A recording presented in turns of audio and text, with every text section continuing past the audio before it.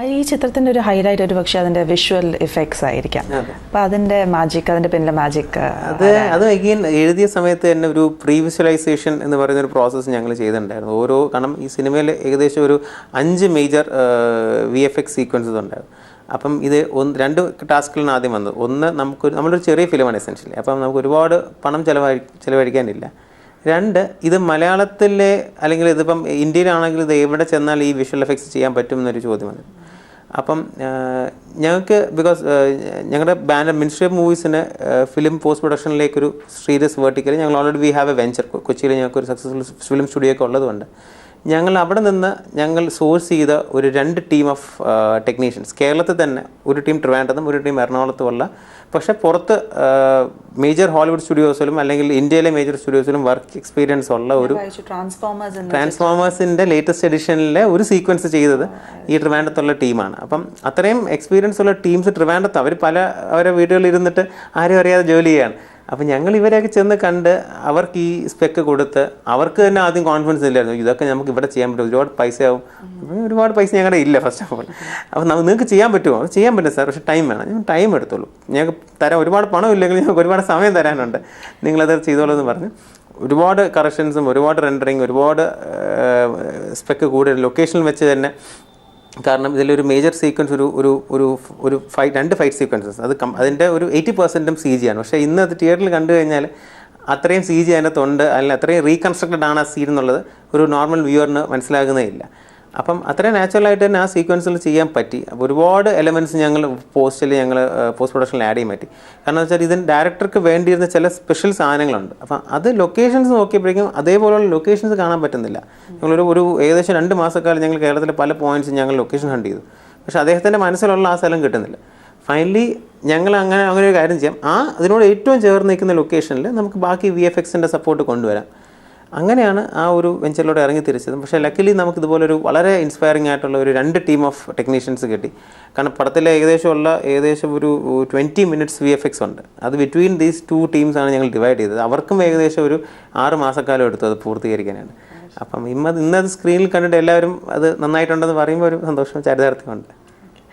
Ministry of മൂവീസിൻ്റെ upcoming projects എന്തൊക്കെയാണ്? Ministry of മൂവീസിൻ്റെ ഇപ്പം ഞങ്ങൾക്ക് ഇത് ജോൺ പോളിന് ശേഷം ഞങ്ങൾ 3 പ്രോജക്ട്സാണ് ഇപ്പോൾ പൈപ്പ് ലൈനിലുള്ളത്. അതിൽ ഒന്നൊരു വളരെ എന്താ പറയുക കൊമേഴ്ഷ്യൽ സ്വഭാവമുള്ള എല്ലാവർക്കും ഉള്ള ഒരു റൊമാൻറ്റിക് കോമഡിയാണ്. അപ്പോൾ അതിൻ്റെ സ്ക്രീൻ പ്ലേ പൂർത്തിയായിട്ടുണ്ട്, കഴിഞ്ഞ മാസം അത് പൂർത്തിയായി.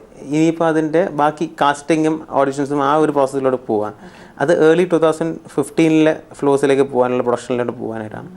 ബാക്കി ഒരു സ്ക്രീൻ പ്ലേ ഇപ്പോൾ ഞങ്ങളുടെ ഫ്രണ്ടിലുണ്ട്. അതൊരു പുതിയ ഒരു ഫിലിം മേക്കർ തന്നെയാണ്. അത് വളരെ ഇൻട്രസ്റ്റിംഗ് ആയ ഒരു സ്ക്രീൻ പ്ലേ ആണ്. മലയാളത്തിലെ ഒരു പ്രധാന ഒരു സ്റ്റാറിനെ മനസ്സിൽ കണ്ട് അദ്ദേഹം എഴുതുകയാണ്. അപ്പം ഞാൻ പറഞ്ഞത് പൂർണ്ണമായിട്ട് സ്ക്രീൻ പ്ലേ ആക്കുക, കാരണം അതിപ്പോൾ ഒരു സ്ക്രിപ്റ്റാണ്. അത് ഫിനിഷ് ചെയ്ത് വരാൻ ഞങ്ങൾ അദ്ദേഹത്തിനോട് പറഞ്ഞു. അദ്ദേഹം എൻ്റെ വർക്ക് തുടങ്ങി. 3rd ഒരു ഫിലിം കൂടി ഇപ്പോൾ എഴുതിക്കൊണ്ടിരിക്കുന്നു. അത് എഗെയിൻ ഇത് ജോൺ പോൾ പോലെയുള്ള ഒരു സോഷ്യൽ മെസ്സേജ് ഉള്ളൊരു ചെറിയ ഫിലിമാണ്. അപ്പം അതിൻ്റെ റൈറ്റിംഗ് ഇപ്പം അത് പാരലി നടക്കുന്നു. അങ്ങനെ 3 സ്ക്രീൻ പ്ലേസ് ഇപ്പോൾ ഉണ്ട്, ഒരെണ്ണം റെഡിയാണ്. സോ ഞങ്ങൾ അടുത്ത പ്രോജക്റ്റ് മോസ്റ്റ് പ്രോബബ്ലി ഏർലി 2015 ഞങ്ങൾ സ്റ്റാർട്ട് ചെയ്യാൻ ആഗ്രഹിക്കുന്നത്. പാർത്ഥൻ ഡയറക്ടറായിട്ടാണോ പ്രൊഡ്യൂസറായിട്ടാണോ? ഈ പ്രോജക്റ്റിൽ ഞാൻ ഇതിൻ്റെ സ്ക്രീൻ പ്ലേയും പ്രൊഡക്ഷനുമാണ് ഹാൻഡിൽ ചെയ്യുന്നത്. ഇതിൻ്റെ തിരക്കഥ ഞാനാണ് എഴുതിയത്. ഇതിൻ്റെ കഥ എൻ്റെ ബ്രദറാണ് എഴുതിയിരിക്കുന്നത്. അദ്ദേഹത്തിൻ്റെ ഒരു ഒറിജിനൽ സ്റ്റോറിയാണ്. അദ്ദേഹത്തിൻ്റെ ഡയറക്ടോറിയൽ ഡെബ്യൂ ആയിരിക്കും ഈ film. He is also debuting as director in this film, and I am writing and producing this film. പാർത്ഥൻ്റെ directorial debut 1 film making experience എങ്ങനെയുണ്ടായിരുന്നു? അതിൽ നിന്ന് എന്തൊക്കെ ലെസൺസ് ആണ് ഉൾക്കൊണ്ടത്? 1നെ സംബന്ധിച്ച് പറഞ്ഞാൽ 1 അഗെയിൻ പ്യുവർലി റാൻഡംലി സ്റ്റാർട്ട് ചെയ്തൊരു, കാരണം ആ കഥയെ ഞങ്ങളെ തേടി വന്നതാണ്. അത് ശരിക്കും യൂറോപ്പിൽ സ്കോട്ട്ലൻഡിൽ നടന്നൊരു റിയൽ ലൈഫ് ഇൻസിഡൻറ്റിനെ ബേസ് ചെയ്തിട്ടുള്ളൊരു ഫിലിമാണ്. അപ്പം ആ റിയൽ ലൈഫ് ഇൻസിഡൻറ്റ് എന്ന് പറയുന്നത് അതിൻ്റെ ഭീകരത കേട്ടപ്പോൾ ഞങ്ങൾ രണ്ടുപേരും വളരെ അധികം ആശ്ചര്യപ്പിച്ചു. അപ്പോൾ അതുകൊണ്ട് തന്നെ അതിലൊരു ഫിലിമുണ്ട്, അതിലൊരു മിസ്റ്ററി എലമെൻ്റ് ഉണ്ട്, അതിന് നമുക്കൊന്ന് എക്സ്പ്ലോർ ചെയ്യാമെന്നും പറഞ്ഞ് ഇറങ്ങി തിരിച്ചതാണ്. 7 ദിവസം കൊണ്ടാണ് ആ ഫിലിമിൻ്റെ ടോട്ടൽ ഷൂട്ട് ഞങ്ങൾ ഫിനിഷ് ചെയ്തത്. അപ്പം അതുപോലെ തന്നെ 6 ക്യാരക്ടേഴ്സേ മൂവിക്കത്തുള്ളൂ. അതൊരു പ്യുവർ 100% എക്സ്പെരിമെൻ്റ് എന്ന് തന്നെ പറയാവുന്ന ഒരു ഫിലിമാണ്. ബിക്കോസ് ഒരു ഫ്രഞ്ച് മെത്തേഡ് ഓഫ് മേക്കിംഗ്, അത് മിസ് ഓൺ സീൻ എന്ന് പറഞ്ഞൊരു French method of film making ആണ് ഞാൻ ത്രൂ യൂസ് ചെയ്തിരിക്കുന്നത്. അപ്പം അതായത് ഒരുപാട് ക്യാരക്ടേഴ്സോ ഒരുപാട് എക്സ്ട്രാ എഫക്ട്സോ ഗിമിക്കുകളോ ഒന്നുമില്ലാത്ത വളരെ റിയലിസ്റ്റിക് ആയിട്ടുള്ളൊരു ഫിലിം മേക്കിംഗ് മെത്തേഡായിരുന്നു. ഈ 6 ക്യാരക്ടേഴ്സ് കടന്നു പോയ ഭീകരത മാക്സിമം ഓഡിയൻസിനോട് കൊണ്ടുവരാനുള്ള ശ്രമമായിരുന്നു. അപ്പം ഇവിടെ ഞാൻ പ്രതീക്ഷയെക്കാളും ബെറ്റർ റെസ്പോൺസ് എനിക്ക് തിയേറ്ററിൽ നിന്ന് വരുന്നത്. കഴിഞ്ഞ ജൂലൈ 26 പടം റിലീസായത്. ഒരു 2 weeks successful completion across 25 theatres എനിക്ക് കിട്ടിയിട്ടുണ്ടായി. ഒരുപാട് നല്ല റെസ്പോൺസ് ഇൻഡസ്ട്രിയിൽ നിന്ന് വരെ എനിക്ക് കിട്ടി. ഇപ്പോൾ അത് ഇൻ്റർനാഷണൽ ഫിലിം സർക്യൂട്ടിലാണ് ഇപ്പോൾ 1 പോകുന്നത്. ഇപ്പോൾ യൂറോപ്യൻ ഫിലിം സർക്യൂട്ടിലേക്ക് 1 അടുത്ത മാസം പോവുകയാണ്. For the next 1 year it will be circumnavigating the theatre circuit. എനിക്ക് പോകാൻ പറ്റില്ല, എൻ്റെ ഫിലിം മുഴുവൻ പോയി വരും.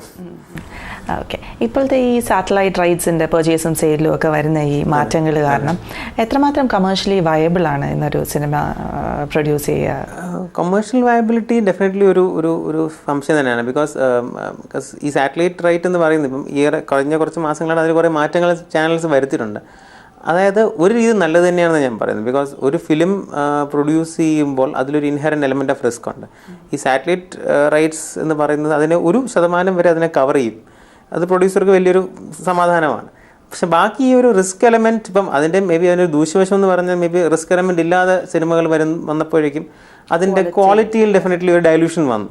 അപ്പോൾ ആ ക്വാളിറ്റി കുറവിനെ ചാനൽസ് വളരെ മോശമായിട്ട് കണ്ടു. തീർച്ചയായും പ്രേക്ഷകർ അതിൽ വളരെ ഡിസപ്പോയിൻറ്റഡ് ആയി. അപ്പം ഇതിപ്പം general quality of films will definitely become better because the producer will still have A risk element. അപ്പോൾ അതിൽ ഇൻവോൾവ് ചെയ്യുന്ന ഓരോ ടെക്നീഷ്യനും ഓരോ ആക്ടറിനും ആ ഒരു ലെവൽ ഓഫ് കമ്മിറ്റ്മെൻറ്റ് തീർച്ചയായും കൂടുമായിരിക്കും. അത് ആ സിനിമയെ മൊത്തത്തിൽ നന്നാക്കും.